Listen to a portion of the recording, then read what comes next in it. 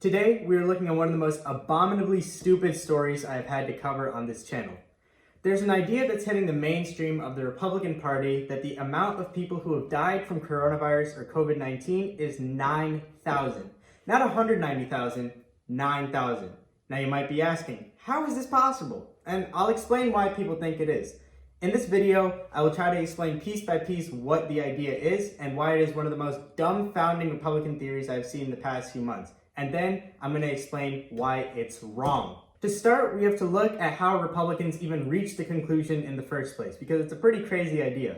The paragraph on the left has been the fuel behind this fire. If you don't fully understand what it means that of the 190,000 deaths caused by coronavirus so far, only 6% can be solely attributed to COVID. This means that no other diseases or factors played any role in the deaths of these 6% of individuals who died. The other 94% were caused by factors that happened as a result of COVID or were amplified by COVID. Usually those with pre-existing conditions such as asthma or other lung diseases were affected far worse by the virus because those parts of their bodies were weaker and the virus attacks those parts of the bodies, obviously. Hence, the fatality rate of those with pre-existing conditions is much higher than the average person. So what does this all mean? Well, in the vast genius of many in the Republican Party, including the president, who, as we all know, is the smartest person alive, the fact that 6% of cases were due to COVID alone, the amount of deaths is 6%. So obviously, this is wrong. To explain why, the amount of people who have died from COVID still stays at 190,000 for good reason. It's a very high number, by the way.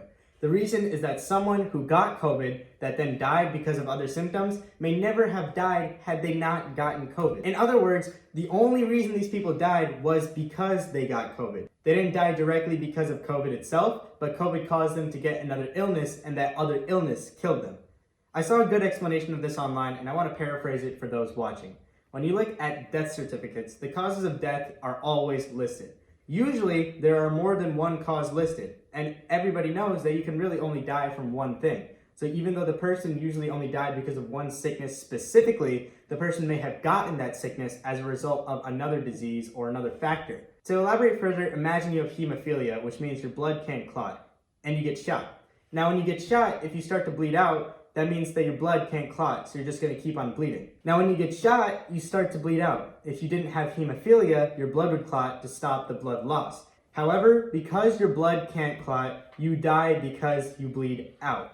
In this case, the reason you died was because you got shot, but it wasn't the thing that killed you. So the bullet didn't kill you, it was because you are a hemophiliac. For another simple explanation, if you get into a plane crash, it isn't the plane that killed you, it was your crushed abdomen that killed you. The other key issue this brings to light is that the Trump administration literally thinks of everything that's bad in America is only bad because the Democrats don't want Trump to win or even succeed. Trump himself has been proven to be a narcissist over and over again, and the idea that every problem in our country is only existent to drag his name and his name only through the mud is one that many Republicans have actually scarily started to latch onto. This is obviously not true. Issues such as unemployment have been at the forefront of political debate for years.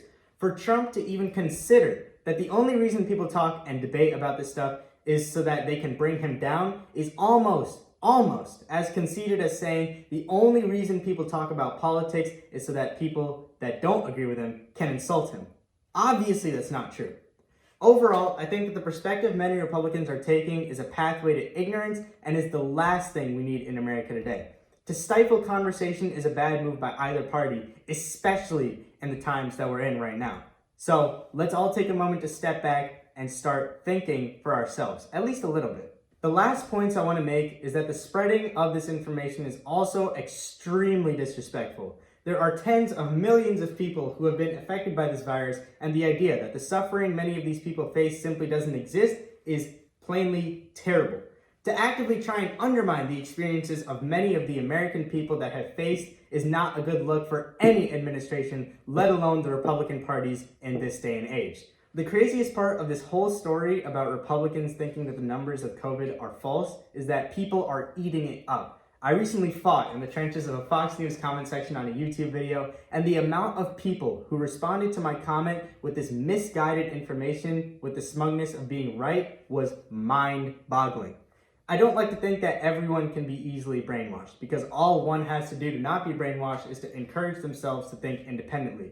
However, it is clear to me now that it is far easier to brainwash your average American or convince someone of something that is false if it is said by the right people. The message to take out of today's story: not everything you see is true, and just because a certain fact seems to support your opinion doesn't mean you don't have to check the validity or full reasoning behind that fact. As well as this, never be scared to change your opinion. And to Democrats, don't be scared to take on some conservative values and vice versa.